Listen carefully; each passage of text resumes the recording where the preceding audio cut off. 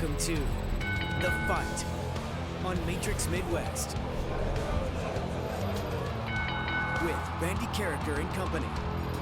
Hi, kids. Welcome to the program. Great to have you with us. That is Andrew Rogers. I'm Randy Carricker. And Cardinals are finally going to play some NL Central teams. It's about time. Looking forward to that. They head into a key portion of their schedule. We have a brand new winner of a major golf tournament, and we're going to bring you the toughest people in sports. But first, we're going to get things started with your quick hits, and they are sponsored by St. Luke's. And how about that Tarps Off crew? They made their debut over the weekend at Busch Stadium. The baseball team from Stephen F. Austin's club that was competing in the National Club Baseball World Series in Alton. They went to the game Friday and in the eighth inning decided to go up to the upper deck in right field, take off their shirts and wave them like a rally towel. And it turned into a thing.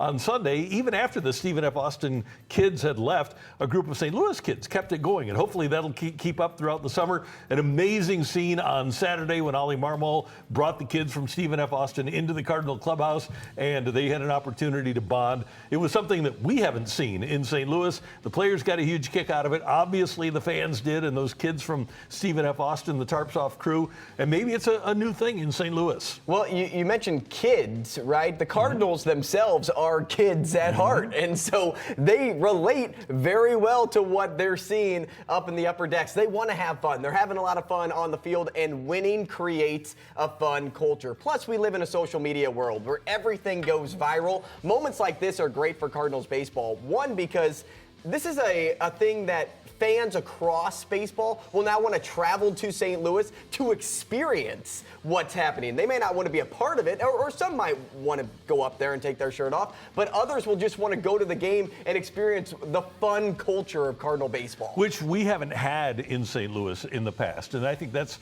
one of the cool things about this is that the ability to ingratiate young kids, to get young people to cultivate a young fan base is really important in all levels of entertainment, and the Cardinals are doing that. They did that this weekend with that group of kids. And good on Cardinals fans for repaying SFA baseball by going to watch them play in Alton. Their crowd, they said they're used to only having 10 people in the seats, and there were plenty of Cardinal red showing in the bleachers. Meanwhile, after taking 2 of 3 from the Royals, the Cardinals host Pittsburgh, then go to Cincinnati and Milwaukee before hosting the Cubs. This will be fun baseball. The Cardinals right now have only played 6 games against Central teams, 4-0 against the Pirates, 1-1 against the Brewers. They had a rain out. First things first, even though the Cardinals beat Paul Skeens all the time anyway, he pitched against the Phillies on Sunday, and the Cardinals won't see him. They do get Mitch Keller on Tuesday, Carmen Mlodzinski on Wednesday, and then Brandon Ashcraft on Thursday.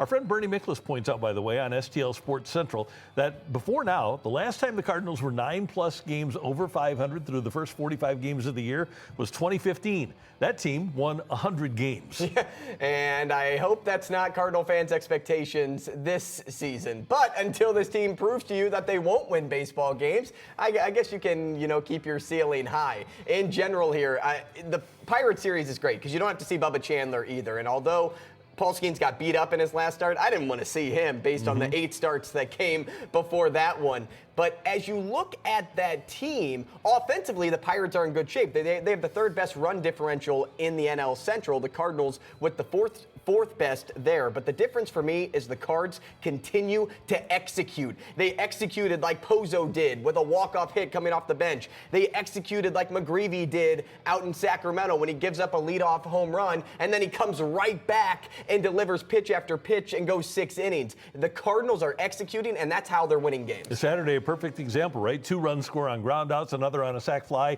an RBI single. They didn't need a home run to score 4 runs and win at that game. By the way, the Cardinals starting pitching has been great. Top 10 in Major League Baseball. Over the weekend, after a heartbreaking draw in MLS play for City, they'll try to advance in the U.S. Open Cup Tuesday at Energizer Park when they take on Houston. Should City play to win? That's the question. Seems like where they are in the MLS standings, that winning that cup might be the best thing they can accomplish this season. Well, I'll start by saying that more fans that you talk to will probably want to win this cup more than they want to win the MLS Cup at the very end of the year. This is one of the most historic cups in all of soccer. It's the oldest competition in soccer, and that's what means more to soccer fans out there. There's more teams. You get, some of the smaller programs. You get the MLS programs. You get single elimination tournament play versus what you see in the MLS playoffs. This is something that means more to more people, I think, than the MLS. Yohan DeMay, play your guys.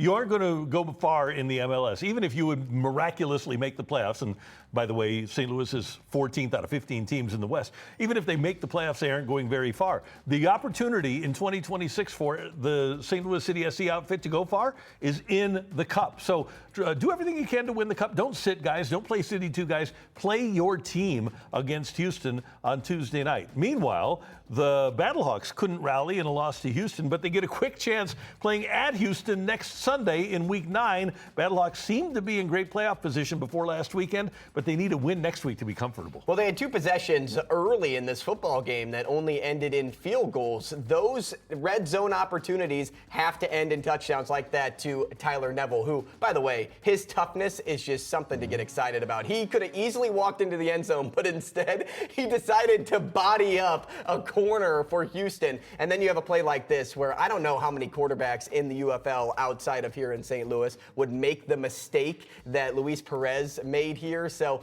it's a learning lesson for this group, and they should not lose to a Houston team favored by 7 points. And Perez has been playing long enough in the UFL that he should, XFL, whatever the iteration was, he's played 6 years of spring football. He should know better at this point. At the PGA Championship, Aaron Rai of Wolverhampton, England, arrived on the radar of golf fans with a sensational Sunday at the PGA. After finishing 48th in the Masters, he held off a leaderboard that included Jon Rahm, Justin Thomas, and Rory McIlroy to win his first major. The dagger, a 68-foot birdie putt on 17, was the one that really won it for him. The next major, the U.S. Open at Shinnecock, the weekend of June 18th. And I'm excited to see Aaron Rai again. I really liked watching that victory. And he appears to be not only a great golfer, but according to everybody on the tour, a great guy, too. And that's where I was going with my point. Rai is somebody you cheer for. When you hear guys like Rory and Xander Schauffele say, if there's anybody that's going to win outside of them, they want it to be Aaron Rai because of how good of a person he is. And also, he's kind of like that silent warrior. He puts in the work when he doesn't have the camera on him, and he earned this championship. So excited for a guy like him. I'm also excited to see Oberg again, because this is somebody that finished 4th in this tournament, and I think him winning a major is right around the corner. He finished 2nd in the Masters, I believe, in 2024, and now he's just been on the cusp, but he hasn't been able to get over that hump. Curious to see when his time comes. He's only 26. Here's a crazy question for you. Scotty Scheffler hasn't won since the first tournament of the year in January. Even after finishing 2nd in 3 consecutive tournaments, he finished 14th. He finished 7 shots off the pace, but he didn't hit any putts. Should Scotty be concerned, or should we be concerned about him? I don't know. He's still Scotty Scheffler at the end of the day. He was still finishing in 2nd place in 3 straight tournaments.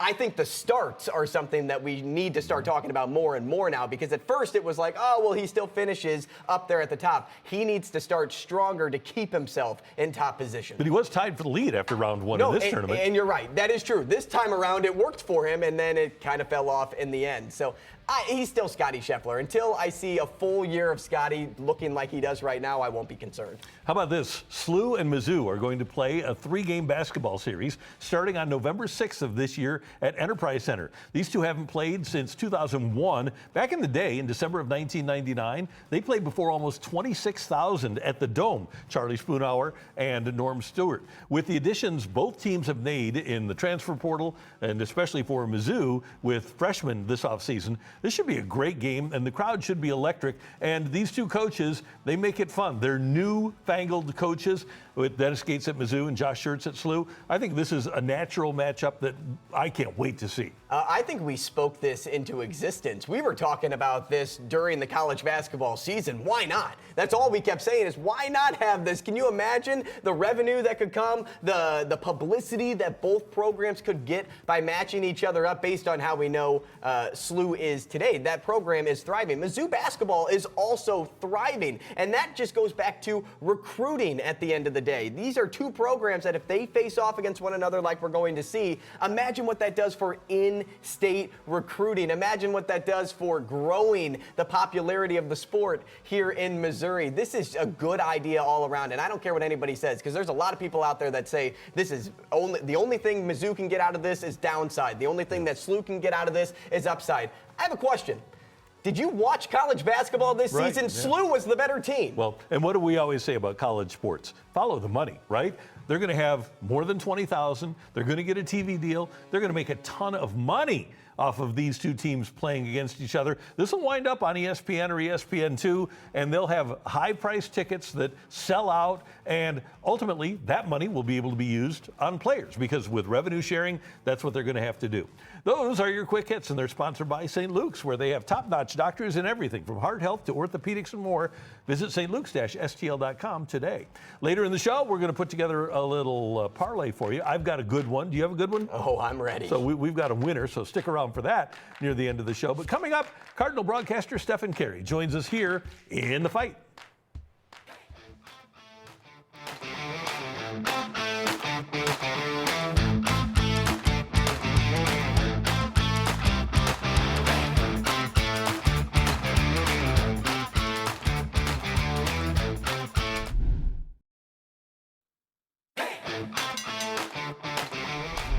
Always good to talk some baseball with our Fight teammate and Cardinal broadcaster Stephen Carey, who is going to join us. There he is right there. Stephen, how you doing?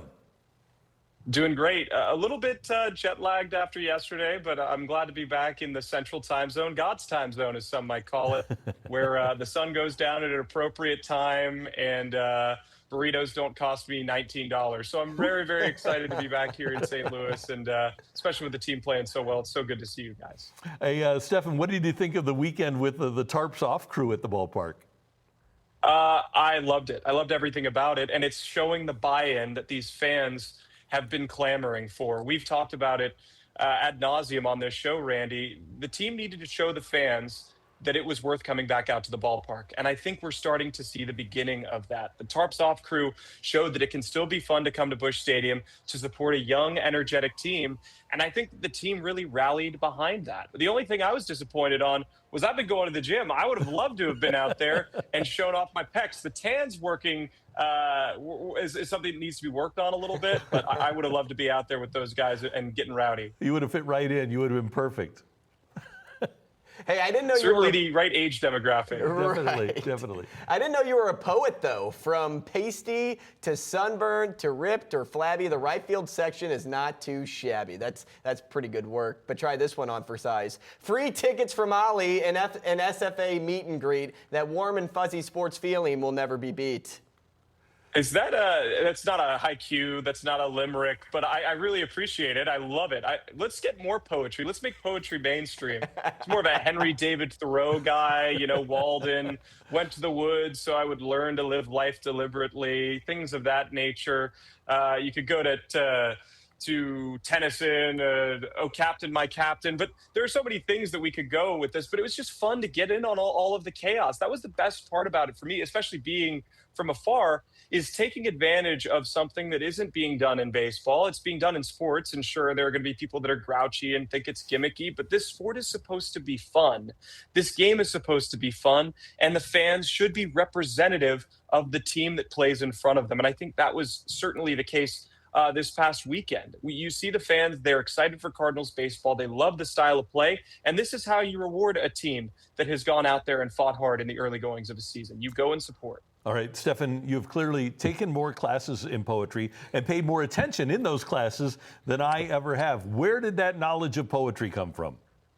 I think in high school, there was a big focus on poetry and prose for all of us. In the classes that I was taking, I always have been enamored with the English language. I think it's our best weapon, that all of us have the ability to learn and to wield it, especially in our job. There are words that you can use. There are phrases you can turn. There are things that you can call back to. Double entendres, things that have more than one meaning are always great. But it's a poetry could be anything. You could consider what my dad and Brad Thompson do poetry. It's this sort of amorphous thing that can't be put into a box. So there are opportunities to put poetry everywhere, and for me, getting to put my own little unique spin on that situation, and people seem to really like it, was a lot of fun. I also love the movie Dead Poets Society, so that helps. Robin Williams is just unbelievable. I have learned over the last several years to listen very closely to your dad. When you talk about double entendres, your dad is the king of those. If not him, Brad Thompson is certainly. Yeah, so, definitely. some of them have like 15-year-old boy meanings. Some of them are really, really advanced. But that's what makes it fun. Is for the 5 people who get it, there's a joy in the booth for them to say, "Hey, we thought of that. That's pretty cool." And there's the joy for the 5 people who get it to say, "Wow, I was smart enough to pick up on that." It's great. All right, let's talk some baseball. The Cardinals have won or split their last 6 series. How important do you think that's been? It's been hugely important, especially when you look at how competitive the division's been. The Cubs just aren't losing. The Brewers certainly aren't losing, but they all seem to be winning and losing on the same day. So this stretch of games coming up against divisional foes is going to be very telling. You have the Reds, or the Pirates, then you have the Reds, then you have the Brewers, then you have the Cubs. This is a stretch where you can really see where they are within the division. And I think that they're playing good enough ball. Their starting pitching has been stellar. I mean, they're posting something close to like a 3 ERA over the last 18 games. The bullpen hasn't been much worse than that either. And the offense has been great, outside of course, yesterday where they were shut out. But I think that these games are really important. It's important to see the teams that you're going to have to play down the stretch in order to make it to the postseason. And even then, you never know how it's going to go. The postseason is such a taboo word when you're in a rebuild, but this doesn't feel like a rebuild. And I don't want to get caught up in the mindset that it isn't, because when you get caught up in that mindset is when you go right back to where the Cardinals were the last few seasons. This is really fun, and we should enjoy it for all that it's worth. What's been pleasantly surprising to you over the first quarter and some change? Well, what hasn't been pleasantly surprising might be a better question. Jordan Walker has been sensational. The emergence of Nathan Church, who, if you've seen him in the minor leagues, was somewhat expected, but the ability to look at a bench that didn't feel that deep coming out of the spring now feels like a very deep bench. You can turn to Fermin to get a hit in the clutch. You certainly can turn to Pozo. Gorman is starting to turn things around a little bit offensively. He's played great defense. The starting rotation has been better than advertised. The bullpen, after a shaky start, has been very good. So, I mean, this is a pretty close to complete team in terms of what they expected. It isn't like you're looking around and saying, all right, there's 7 gigantic holes that we need to fill. There are 2, maybe 3, but the core that you wanted to be able to carry this organization forward is doing just that. And I'm talking about Weatherholt, talking about Walker, Herrera, Burleson. Those 4 guys can keep you afloat. McGreevy as a starting pitcher. You asked me a few weeks ago, who's the ace of the rotation? I said Michael McGreevy, and he continues to pitch like it. So it's just such a fun season. There are so many things that we could point to, but really just, I think everybody in that clubhouse expected to be great. I think everybody expected to play very well, but they have won games in the most surprising and somewhat miraculous of ways, and that's what keeps people coming to the ballpark. That's what keeps people watching the games every single night, and we're really lucky to be a part of it. Stephen, you've referenced the starting pitching a couple of times here. They're 10th in baseball in ERA at 3.88 as we speak. Based on what you've seen, how sustainable is that with this group that has Liberatore, McGreevy, May, Palante, Leahy? Can they keep it up? I think so. I mean, again, I think that sustainability is always something you're going to worry about, but the Cardinals have kept pitchers healthier than any team in the league over the last 2 seasons. They have been able to get their pitchers to pitch more innings outside of course, Kyle Leahy coming in. And you don't know how deep he's going to be able to go into the season because this will be the most innings that he's pitched. But remember, the starters go 1 game a week. They go once every 5 days or once every 5 games. That is something that is really important because you have a lot of time to shake off your last start. We haven't seen guys really snowball off of bad starts this season at all, outside of Dustin May through his first 2 or 3. And they've been able to put a cap on it. Even bad starts that we would consider bad, those 5-inning, 4-run starts, those are sort of average starts for a starter nowadays. So if anything, they've been average to above average in every single game. And the offense has come out to play. Remember when people said, where are they going to score? Where's the power going to come from? Well, I think that narrative doesn't really exist as much. This team can score, they can play, they can hit with the best of them, and they don't care who's lined up across the chalk the other way. Ollie Marmol has never been the most well-liked individual by fans in St. Louis. Just think back to when Yadi and Pujols' names were on the manager market. How much credit, though, does he deserve for what we're seeing in the results department? Yeah, and I'm really glad you brought this up. The reason Ollie has never been the most well-liked individual by fans is because they've been wrong. And that's just plain and simple. They've not been correct about Ollie Marmol's managerial ability. He is cerebral. He knows how to manage a bullpen. He knows how to keep a team healthy. He pushes the right buttons, and he thinks about the long-term goal over the short term. It gets really, really hard to be a manager in his position in a lot of these games where you could sacrifice the next 3 games to win 1. But why would you why would you do that? Why would you go and bring a guy in on short rest when you know you've got some winnable games coming up and you need to sustain that health? There's a reason why this team is 8 games above 500. It's because of Ollie Marmol and the staff and the culture that they're building there. I tweeted it the other night. That game with Pozo walking it off was the Ollie Marmol legacy game. To go from, let me see if I remember this right, to go from Stanek to Romero to O'Brien a tie game. When you may have thought, okay, if somebody else can keep this at a tie, we could bring O'Brien to try and get the shutdown inning in the 10th. Then to trust Stanek, then to trust Graceffo.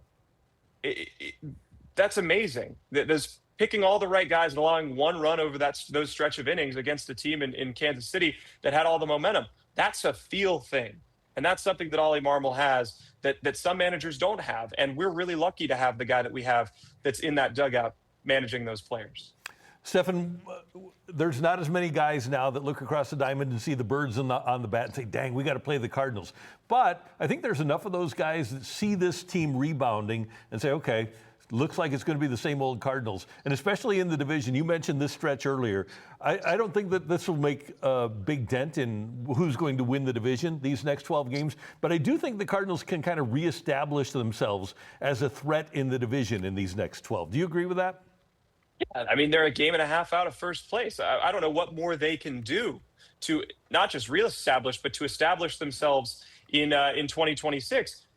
They've been playing a brand of baseball that is good enough to make teams worry. Look at the teams that they've beat in series. They were 1 pitch away from taking 3 out of 4 in front of 40,000+ every single day in San Diego against one of the best teams in baseball. They took 2 out of 3 against the Dodgers. They've taken games against teams that are traditionally some of the best in baseball. Took 2 out of 3 from the Rays. We all know how good they have been. They're beating good teams, and they don't care who they're playing. They don't care if it's the Dodgers. They don't care if it's Murderers Row and the Yankees. They're going to go out and play good baseball, and they can win in a variety of ways. They can small ball you to death. They can hit for power. They can let the middle of the order work. They can be frisky and get on base via the walk or the hit by pitch, which certainly we've seen a whole lot of. This is a Cardinals team that is chaotic, and that chaos is going to concern other teams because you can't game plan for a team like this. You can't game plan for them on a nightly basis. They find new ways to win. They never say die. My dad says it so many times. They may not always give you a start, but they're going to give you a finish because they just don't care. They're going to try to win every single night. Stefan, when this group is labeled as no longer in a rebuild, do you think they can contend in the Central like the teams we remember from 2000 to 2015? Well, I want to answer the first part of that. I don't think anybody should think this group is not in a rebuild because they are still far away from the long-term goal, which is winning World Series consistently, not just winning 1. They want to win 4. They want to win 5. Every team's trying to build a dynasty. And we have to keep that in mind. All early success aside, this team does have some holes, and we need to be aware of that. That doesn't mean we can't enjoy what they're doing. I think with what Chaim Bloom is doing and the plan that they have and the ability to stick to that plan, we need to also be aware that this team could be good for years to come. We don't need to look at year one and put all the pressure on this group to say you need to win the World Series or it's a bust. That would be so irrational, so incredibly wrong and unfair to do, considering what the notions were coming into this season. They will have the ability to be one of the big teams in the Central. You look around, the Cubs are spending a lot of money. They're paying a lot of contracts. The Brewers are there every single year. They've got a lot of prospects waiting. They've got great pitching. The Pirates are finally deciding they're going to spend money and address some things. The Reds are another exciting team in the division. They're going to be better because they'll have to be better. And that iron sharpening iron, the Cardinals have the history to understand that this has been their division for a long, long time. They have the history, they have the culture inside the walls of Busch Stadium to propel these young guys to where they need to go. All right, finally, my man, we got to go back to last week in Sacramento. You got a chance to do the Cardinals-A's games with your twin brother, Chris. What was that like? It was sensational. To thank all the people that were involved in that. I mean, John Fisher with the A's, it was his idea to put us on, and he has been, nothing but great to us. And, everything else, all the politics of that aside, he had an idea, the A's had an idea, the production crew had an idea, and they did something that's never been done before. For us, it was something we always dreamt of, from doing our games in Amarillo to calling games at Georgia Gwinnett College in Lawrenceville, Georgia on weekdays while we were studying at UGA. I think we always figured that somebody would take a chance. I don't think we imagined it would be this early in our careers, but this was one of those anchor points in our life that we're going to be able to harken back to when we have kids on our deathbed and just remember getting to do that and the people that made it possible. Also, I'd feel remiss if I didn't thank the Cardinals for allowing this to happen, too. It was a bit of an awkward situation. I felt a little bit like a defector to the fans because I was told, you got to not be excited for the Cardinals. It came out a couple of times when guys were rounding the bases, secretly rooting for the Redbirds, but having to be a pro and call the game for the fans in Sacramento. But it was sensational, and in a roundabout way, I can't thank everybody enough for their support and for being there for me and letting Chris and I accomplish a lifelong dream at the ripe old age of 26. That's awesome. And not only do you remember it, but to have it chronicled on audio and video for your kids and your grandkids to be able to see and say, hey, we were the first guys ever to be able to do this. That's pretty cool, too. It's not something that is going to go away because it's always going to be in history on audio and video. Well, it's going to be exciting to show them that. And it's going to be great to show my kids that I'm trying to teach them about baseball, the great baseball mind that is Dallas Braden. He was one heck of an analyst. He provides so much insight into the game. And it wasn't easy to do his job. It wasn't easy for the producer, Delaire Lewis, to work a three-man booth with two play-by-play guys. But they navigated it so beautifully. Total pros. My brother was the maestro of it all. He has such great chemistry with Dallas. He knew when to put the palm up and say, hey, don't talk.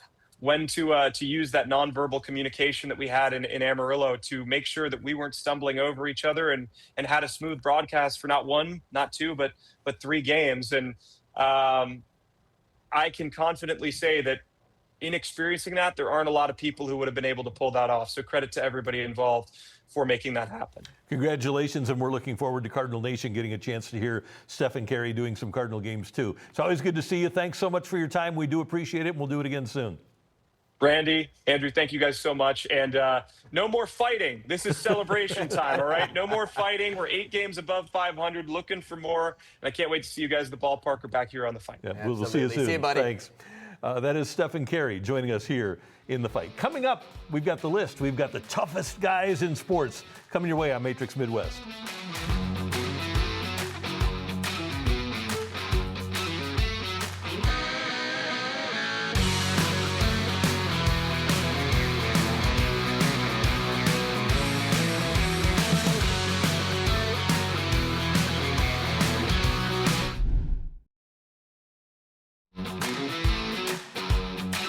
It's now time for the list, and the New York Mets will be without Clay Holmes for a long time, in the words of manager Carlos Mendoza, after the right-hander suffered a fractured fibula during the Mets' 5-2 loss to the Yankees on Friday. Kind of like Bob Gibson back in the day, Holmes sustained the injury in the 4th inning when he was struck on the lower leg by a 111.1 mile-an-hour comebacker off the bat of Spencer Jones. Holmes stayed in, and even going as far as to jog after the ball before receiving, receiving a visit from Mendoza. And the trainer, he did pitch a couple of more warm-up pitches and then finally came out. So today's list is the most impressive shows of toughness ever in sports, and I'm not being very tough here. No, you're toughening that out. Yeah. That's tough to get through. So I will start with an NFL player. Jack Youngblood of the Los Angeles Rams played with a broken leg in a first-round playoff game against the Cowboys in 1979. Youngblood got caught between two Cowboys blockers and snapped his leg. Ow! That hurt. Well, he said that he could still play. As a matter of fact, he told the trainers he had to get taped up and he wanted to get back out there. I said, you need to tape this thing up. This is Dallas. He gets the pictures back about that time. He says, see here, it's broke right there. I go, well, I understand that. I said, tape it up. I can still go play. And he did. He played the rest of the game against the Cowboys with a broken leg. Then the next week played every snap against Tampa Bay in the NFC Championship game on that same broken leg. The Rams would go to the Super Bowl and Youngblood would play well against the Steelers, but LA would lose that game and wouldn't win a Super Bowl until they came to St. Louis. But Jack Youngblood playing 3 games on a broken leg, one of the toughest guys ever. How do you do that in football, of all sports? Unbelievable. I mean, you're taking contact play after play. He was still rushing the quarterback as if he was 100%. I saw the quarterback then roll over that same leg, and he still just gets up and he's ready for the next one. Amazing. I don't know how many drugs need to be pumped into my system, Randy, in order not to feel that. Yeah, just tape it up and let me go play. Holy cow. All right, my number 3. Kirk Gibson's pinch hit walk-off homer in Game 1 of the 1988 World Series is remembered as one of the most dramatic and determined moments in sports history.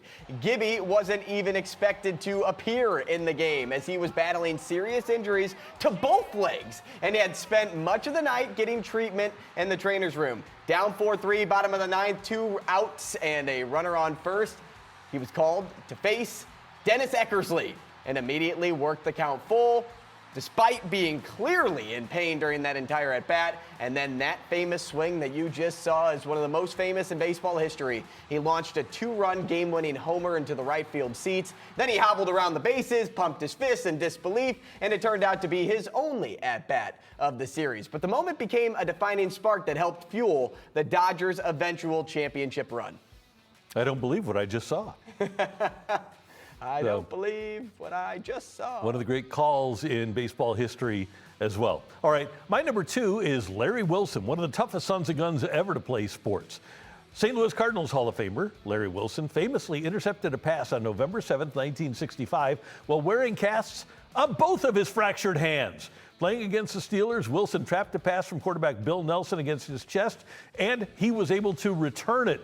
Wilson was known for playing hurt, but this performance took the cake. He was amazing, and think about this. How do you do this? He couldn't bend his fingers, but he still traps it against his chest and then gives us a return as well. Unbelievable. Larry Wilson, one of the toughest ever to play the game. Okay, that is what they teach you not to do in Pee Wee football, is catch the ball against your chest. Unless you have broken hands. Unless you have 2 broken hands, right? And then you also make big plays at the NFL level. Wow, Larry Wilson, that is a form of toughness that I don't think I could ever do. Me either, no doubt. Okay. I've had 2 broken hands, and I couldn't do anything at all, let alone play football. You're writing with a pencil like this. Yeah, in school, I totally get it. Maybe you're making soup, right? You can make soup. You can be a great sous chef.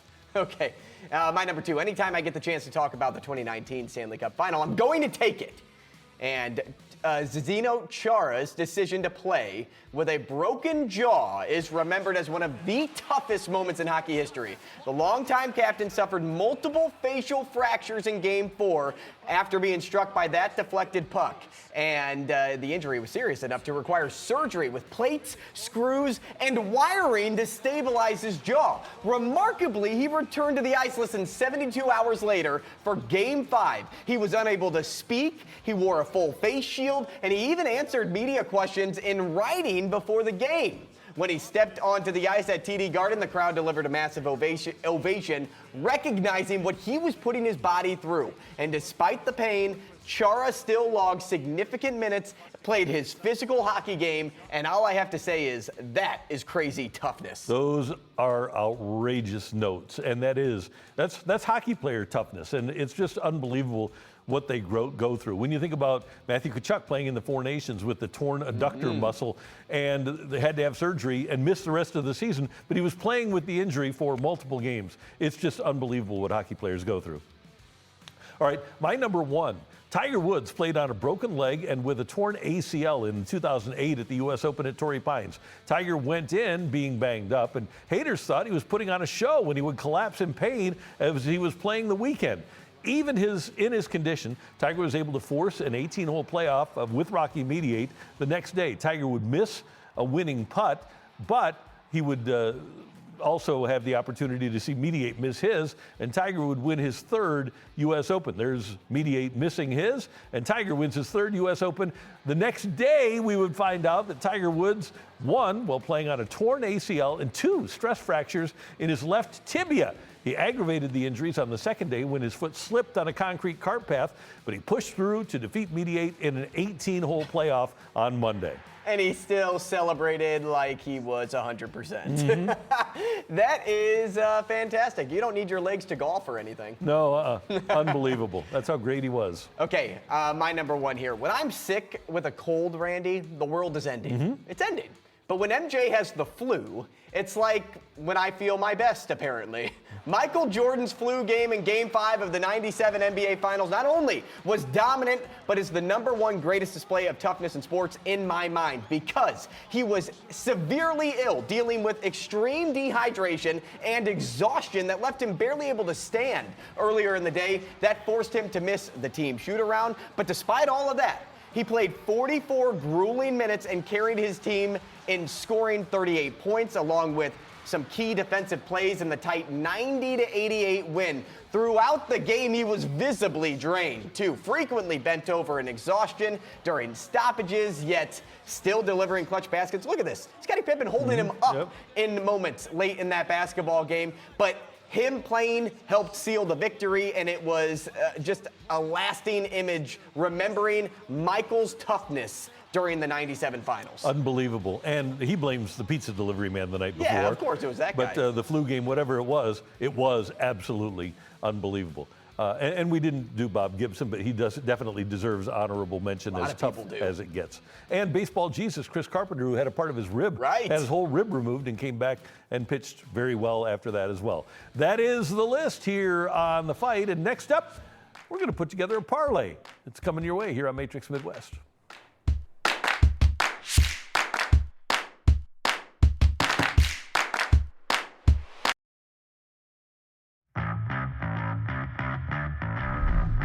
It's time now for Take It or Leave It. And as I mentioned earlier in the show, Scottie Scheffler finished at 2 under in 14th place at the PGA Championship.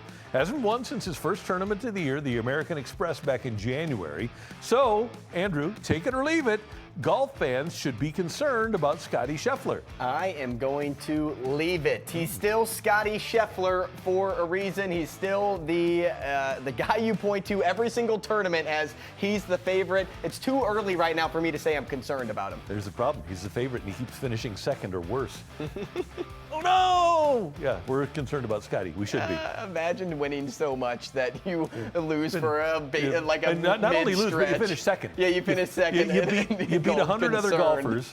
You lose to one guy, and we're concerned about you. Oh, sorry, Scottie. You put the pressure on yourself. It's good. It's a good position to be in, I guess, if you're Scottie Scheffler. Okay.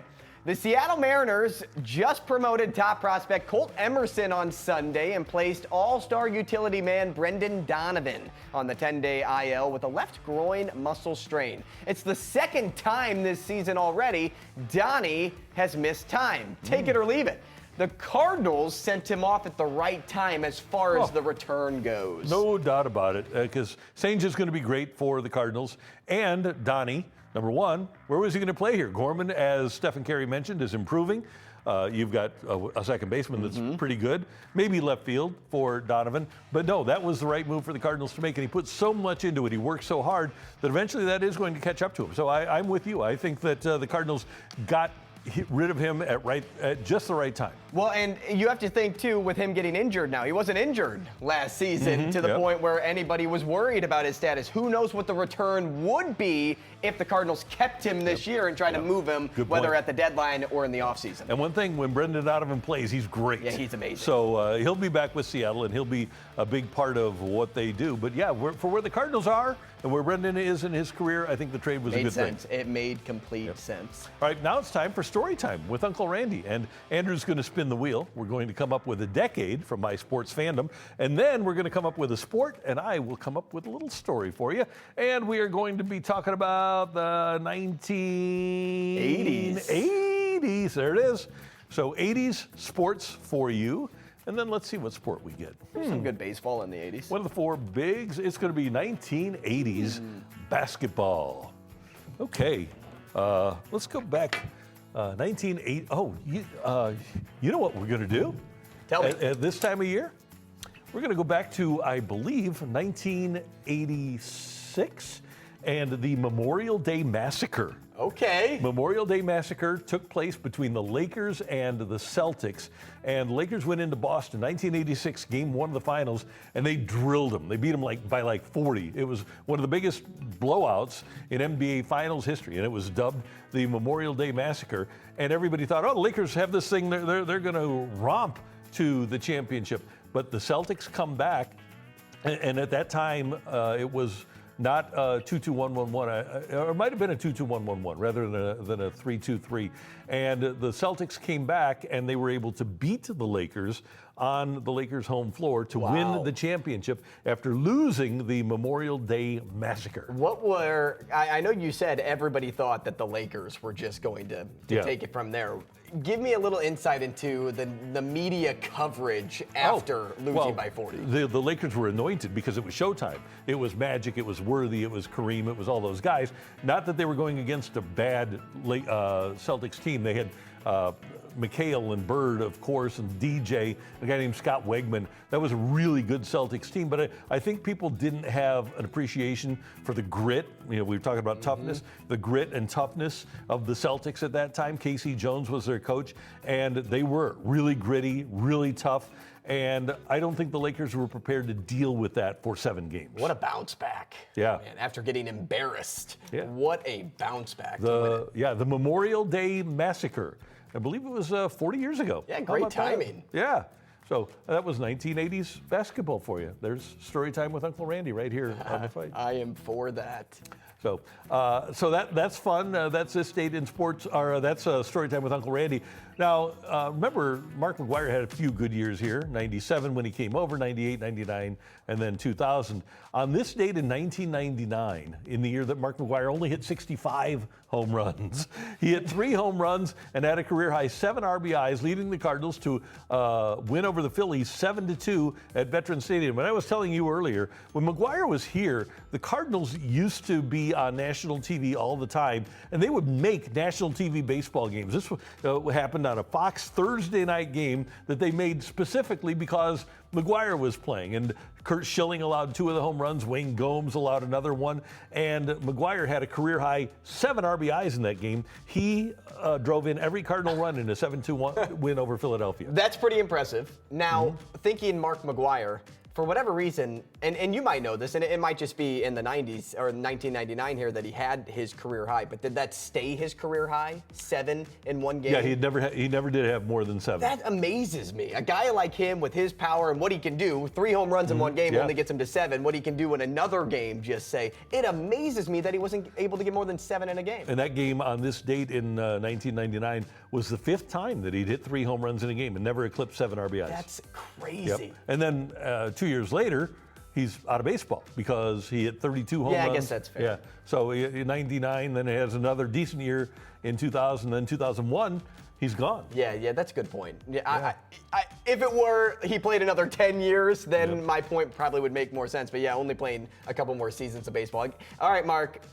Break in 7. 7's awesome. And by the way, those home runs that night moved McGwire past Mickey Mantle into 8th place on the all-time career home run list with number 539. Yeah, good for you, Mark. So, and McGwire, by the way, if it wasn't for the steroid thing, I believe he would be an easy Hall of Famer. He is 11th all-time in on-base and I think 15th all-time in on-base plus slugging percentage. And OPS is the biggest stat we have going for the analytics crowd now. To be top 15 all-time in that category is pretty remarkable. Yeah, it still blows my mind that anybody wants to keep those players in the steroids era out of the Hall of Fame.